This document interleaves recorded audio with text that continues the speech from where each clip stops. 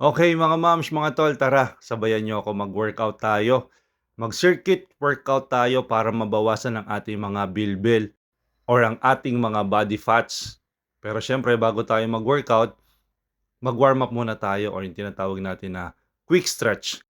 From lower body to our trunk to our arms, pocket po yan. No? Pagka nag-warm up stretch po tayo, lahat po ng joints dapat mata-target natin para sure na walang nakaipit na ugat or muscles para hindi po tayo ma-injury. Yan po ang importansya ng warm-up.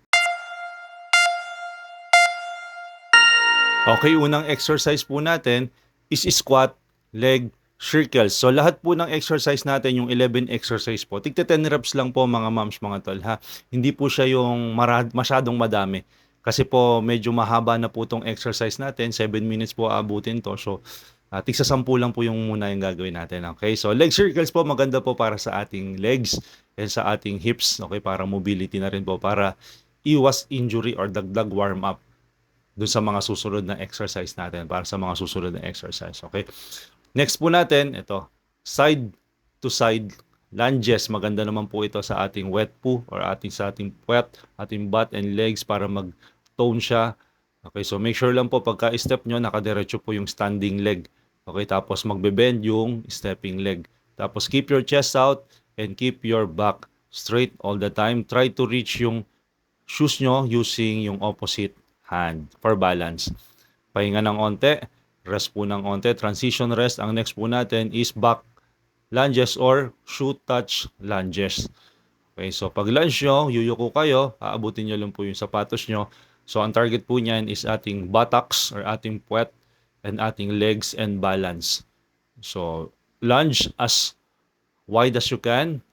Okay, so depende po sa flexibility nyo and mobility nyo. So mas maganda po, mas wider syempre, para talagang tumama po dun sa muscles natin. 10 counts lang din po yan. Ang maganda po kasi pagka nag-exercise tayo, syempre yung mga negativity or stress, may lalabas po natin yan, yung mga toxins. So yung mga napapanood po natin online ng mga negativity, di ba? So may re-release po natin yan. And siyempre, pagka nag-workout po tayo, yung mga road rage, may iwasan po natin yan. Alam niyo po kung bakit? Kasi, unang-una, yung galit, yung anger sa loob natin is maire-release po yan pagka nag-workout tayo.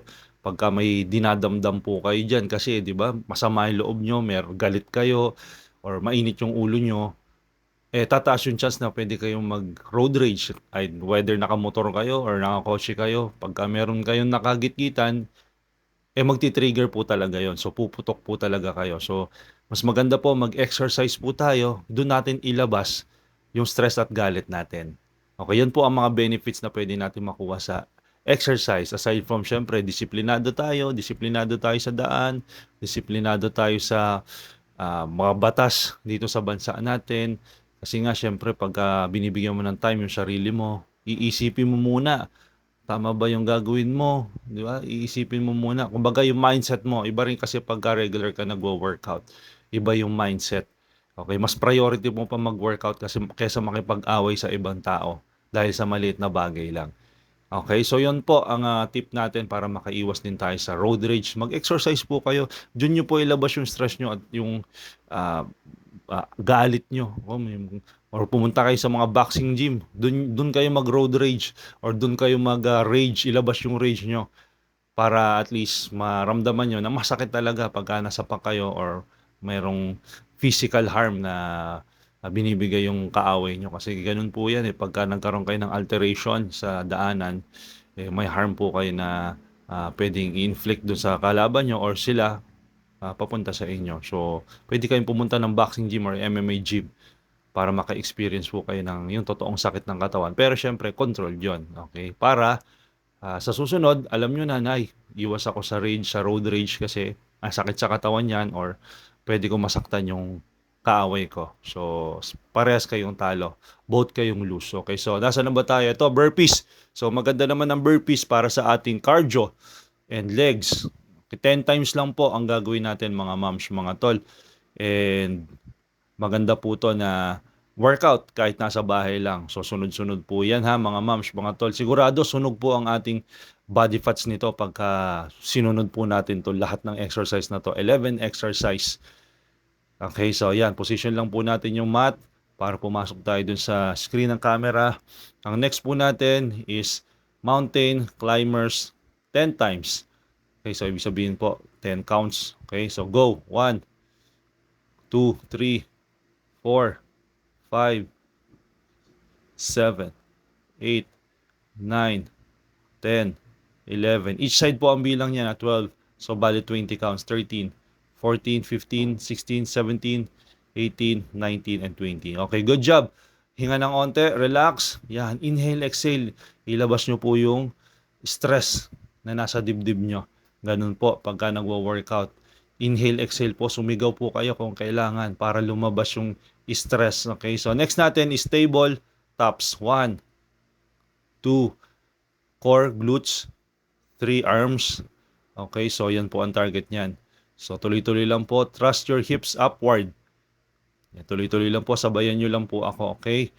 Yan. So pwede po kayong gumawa ng another round ha. Pagka nabitin po kayo sa 1 round, gawa pa po kayo ng isang round. Okay? After natin mag-tabletop, higa po tayo. Ang next po natin is, hindi pala higa mga moms, mga tol. Luhod.